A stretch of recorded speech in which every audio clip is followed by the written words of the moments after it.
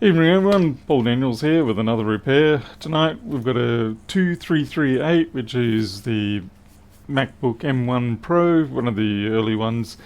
And apparently, according to this, it, closed the laptop one day, opened hours later, and would not start. So, looks like it just decided to spontaneously die on charge.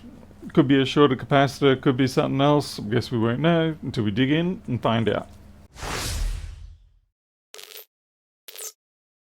Okie looks like this has been opened. Immediately I can see we've got one screw missing. By the way, this has been handled by an Apple store for diagnostics. They've left a damn screw off, that's not a good start. Let's get that out, let's disconnect the battery. It looks a little rough in general. We've got a missing, good God, got a missing tie-down pin for the backlight here. It's, they're pins that we use in the connector to solder down onto the board, but they're not actually part of the data pins or anything like that. They're just there simply so that you've got an anchor point to solder onto. Yeah, that's been ripped clean out. Good job. Don't know how they managed to do that, but they did it. Alrighty. Let's properly disconnect the battery. Might as well just take it out and we'll call it as we find it. Actually, first thing we'll do, see what the PP bus says. We might have a on short. It's just backwards. 2, 4, 5. Okay, we're sitting at 500 odd. Let's see if this gets 20 volts.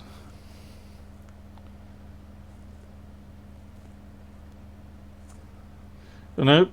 Yeah, we've got a bunch of rapid spikes. Alright, so we've got a short somewhere, most likely.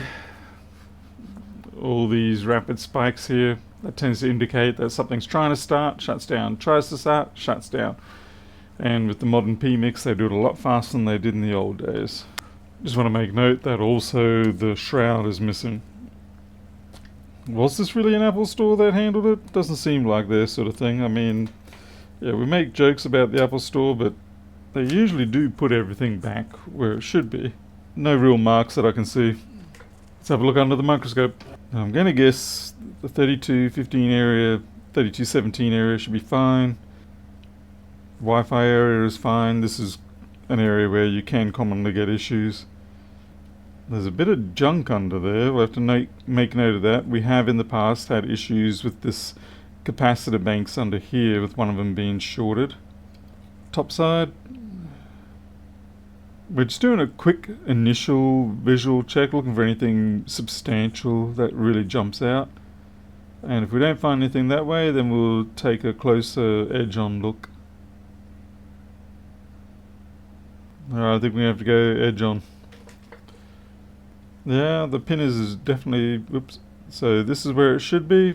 You see its companion is there, and it's not there. Fortunately, it's not critical, it's just a little odd.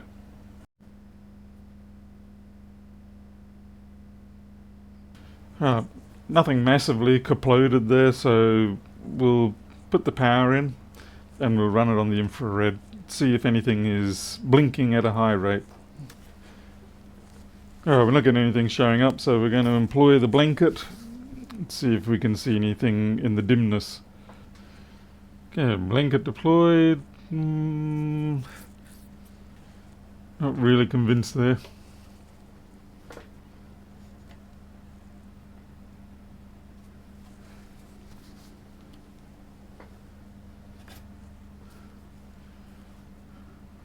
Okay, I'm a little more convinced perhaps about this. Maybe that, but more likely this. Let's see if we disconnect. Okay, with that disconnected, it all goes away. Plug it in, and yeah, we're back. Okay, so we can, this here is a reflection, but this here is one that keeps coming back, so I think that's our winner. Just by the hole there.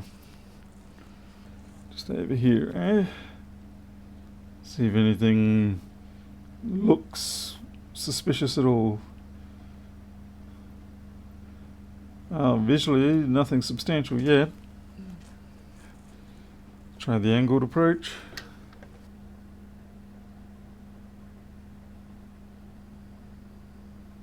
Oh, there it is. Bottom side, big fat crack. Good job. I think we can definitely call that one a smoking gun. Now looking at the board view and the schematic, we've got this part here, CT610, bring in the schematic, and it's a 10 microfarad 63402. No worries, we'll get that replaced and hopefully this thing should be working.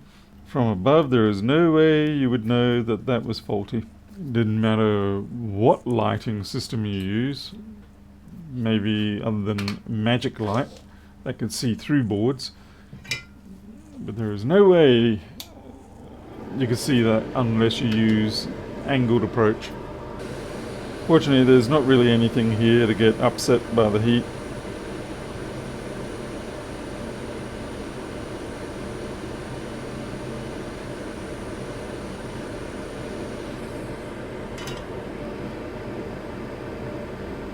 Definitely a delightfully faulty cap. Okay, let's just verify that one. 1.4, about a 2 ohm, and this should be clear now. Yep. Let's get ourselves a replacement.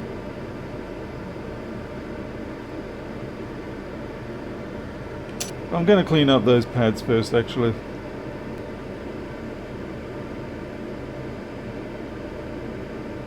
Wow, what a mess, Paul. What a mess. This is what happens when your tip's too big. Start taking out innocent objects around you. Realistically, I probably could have put that capacitor straight back down onto the solder. There was nothing wrong with the solder other than the fact it was lead free, of course, but that is not actually a problem in this case. One replacement chip. Small amount of flux.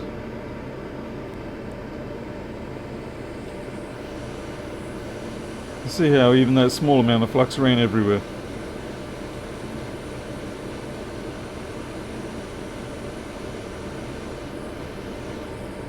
And that should do it. So check our resistance. It's over 1k, that's good. It is actually higher than what PP bus was before. See if we can get some 20 volts action.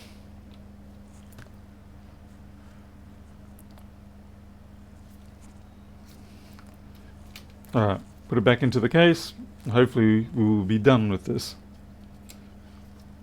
Okay, as the previous store seemed fit to take off the shroud, I have put one of the ones that I have spare onto there. Now, I know a lot of people say, oh, it doesn't really matter, there's not really any airflow and not really much cooling, but the thing is, it should be there. Just put it back, okay? It's not that much.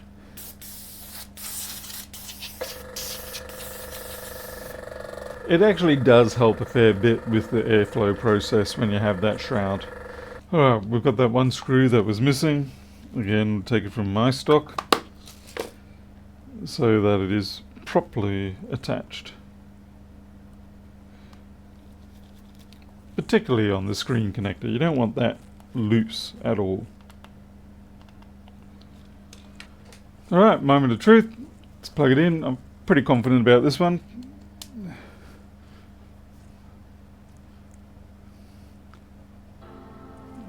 Got a bong.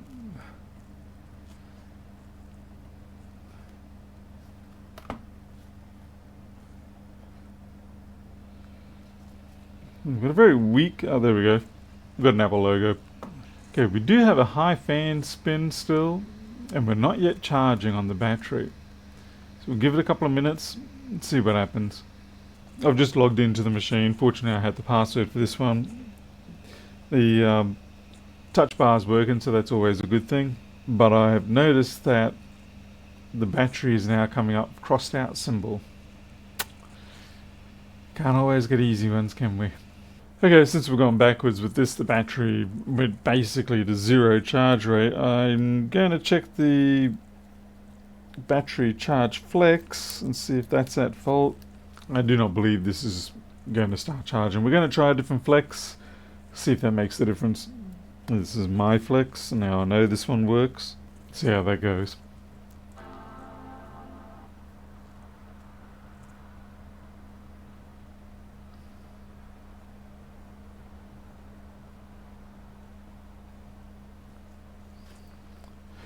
Alright, looks like it was a bad flex. We can see now that that is doing the proper step progress. It's interesting, it just dropped back to 1. I wonder what the charge state is. Oh yeah, the battery is at around about 80% charge. So it explains the limited current charge. The only thing I can possibly think of is that there was a little bit of crinkling in the middle of that. Almost like it got yanked. You can see the crease in it. Those are not the connector capture marks. The capture marks are on the left there, you can see them.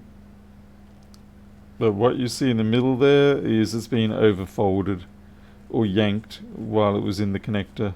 Another good repair, managed to get that one up and running in spite of the fact that it tried to trick us by giving us a false battery failure issue there, which turned out to be just simply the flex had been folded over too much or yanked, or it basically has been mishandled to the point where it fatigued and cracked within that end section there that goes into the battery itself. How it actually happened like that, I don't know. I'm going to guess maybe someone slipped or whatever. This was a good example of the sort of repair that you really do need to get a couple of, perhaps every day if you can. It's a repair that has a very clear symptom. We had the rapid oscillation of the power on the USB-C input. We were able to find the fault this time, although not necessarily visually, although we should have found that visually if we were looking a little bit more carefully. But at least when we did the plugged into the USB-C test with the infrared camera, we weren't yet really doing power injection bypassing the standard safety protocols or safety margins that the board would have built in. So we were just simply hoping to see if we could get that little bit of a thermal signature under the infrared camera without having to do an actual power injection, as it were. So I'm happy with that. These are the sort of repairs that you want to get. They're not going to be the repairs that you do always get. More often than not, it's a rabbit hole. This one was almost going to be a problem. If the battery had been a failed battery, then the extra cost of a battery may have pushed the repair into the don't really want to do it type phase. Thankfully it wasn't that. Thankfully it's a $10, $20 flex. So all good in this particular case. Thank you all for watching. Hope you all enjoyed that. I'll see you on the next one. Until then, you all take care. I'll catch you later.